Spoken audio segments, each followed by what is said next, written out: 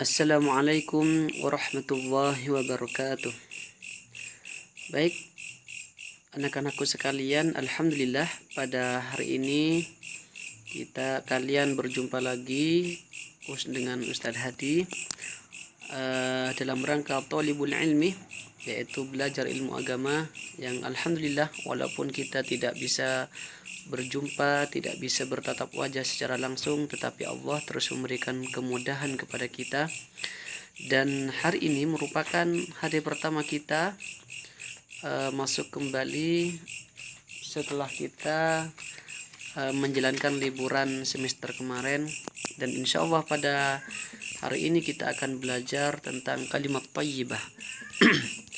Kalimat thayyibah yang akan kita pelajari pada hari ini adalah kalimat hamdalah atau alhamdulillahi rabbil alamin, yang artinya segala puji hanya bagi Allah subhanahu wa ta'ala.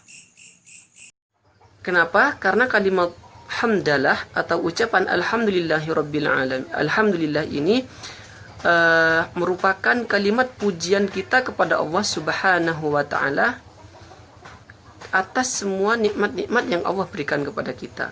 Kita kalau misalnya kita memberikan sesuatu kepada orang lain, maka tentunya kita senang kalau kita dipuji, walaupun kita tidak boleh mengharap pujian daripada orang lain. Tetapi Allah subhanahu wa ta'ala pantas untuk terus kita selalu memuji kepadanya, karena apapun yang kita rasakan, apapun yang kita miliki saat ini merupakan bagian dari nikmat Allah subhanahu wa ta'ala yang terus kita syukuri kepada Allah subhanahu wa ta'ala.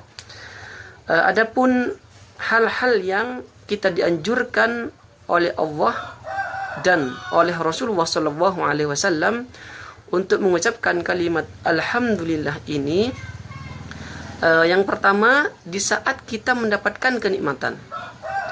Kenikmatan apa? Kenikmatan apa saja yang berupa nikmat yang kita rasakan.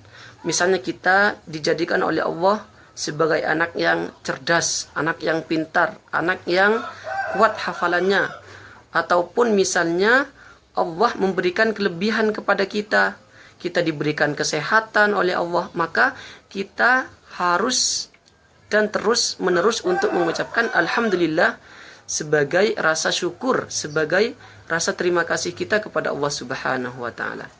Kemudian yang kedua, yaitu ketika kita terhindar daripada bahaya.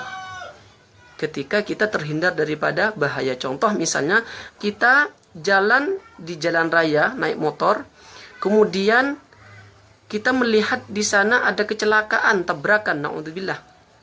Maka kalimat pertama yang kita harus ucapkan yaitu ucapan inna lillahi wa inna ilaihi raji'un, sebagai rasa simpati kita kepada saudara kita yang mengalami kecelakaan. Tetapi karena kecelakaan itu ataupun musibah itu tidak menimpa kita, maka tentunya kita mengucapkan alhamdulillah sebagai rasa syukur kita kepada Allah subhanahu wa ta'ala, karena kecelakaan atau bahaya itu tidak terjadi kepada kita.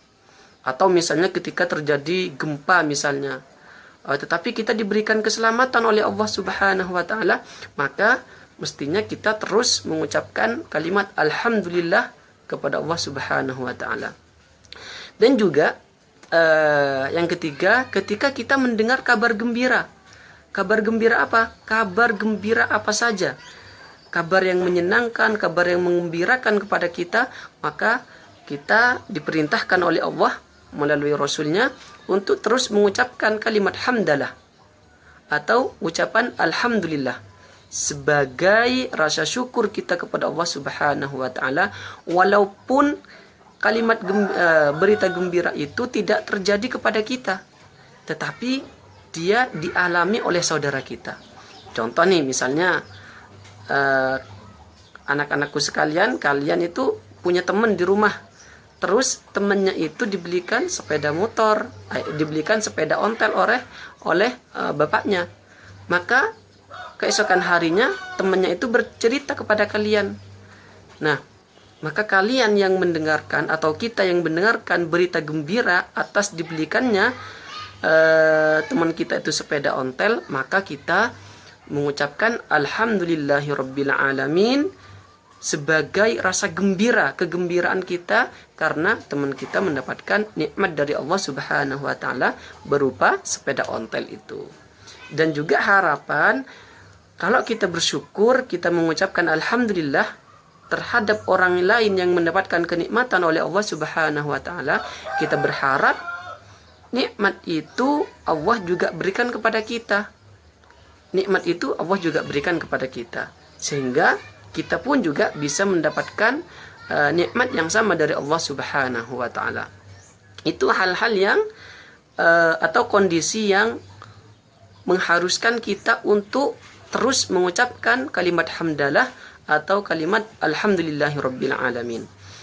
Di mana, kapan, dan kondisi apa saja? Tentunya di mana saja, kapan saja, dan dalam kondisi apa saja maka kita terus diperintahkan untuk mengucapkan kalimat hamdalah ini. Kita misalnya sedang ramai, sedang sendirian, misalnya sedang ada di masjid, sedang ada di rumah, sedang ada di jalan, lagi main, kita diperintahkan untuk terus mengucapkan kalimat hamdalah tersebut, supaya kita terus diberikan tambahan nikmat oleh Allah Subhanahu wa taala, atau kita terus diselamatkan oleh bahaya ataupun musibah-musibah yang sudah ditetapkan terjadi kepada kita. Oleh karenanya, anak-anakku sekalian, marilah kalimat hamdalah atau kalimat thayyibah ini kita bawa dalam kehidupan sehari-hari kita. Kita akrabkan kalimat ini dalam kehidupan sehari-hari kita. Nah, itu anak-anakku sekalian, maka nanti Ustadz akan memberikan tugas nih kepada kalian. Pertama, kalian tulis ulang kalimat hamdalah itu atau ucapan alhamdulillahirabbil alamin kalau misalnya bisa dengan menggunakan bahasa Arab, tetapi kalau misalnya tidak, bisa menggunakan bahasa Indonesia beserta artinya. Kemudian setelah itu tulis juga di dalam buku catatan kalian hal-hal atau kondisi apa saja kalian untuk terus bersyukur kepada Allah Subhanahu wa taala atau mengucapkan kalimat hamdalah ini, dan beserta juga dengan contoh-contohnya yang Ustadz tadi sebutkan. Baik, itu saja mungkin pertemuan pada siang hari ini. Mudah-mudahan kedepannya kita bisa melanjutkan pembelajaran kita dengan lebih baik daripada hari-hari ini. Minta maaf bila saja ada kesalahan, ada kekurangan. Dengan diakhiri, Assalamualaikum warahmatullahi wabarakatuh.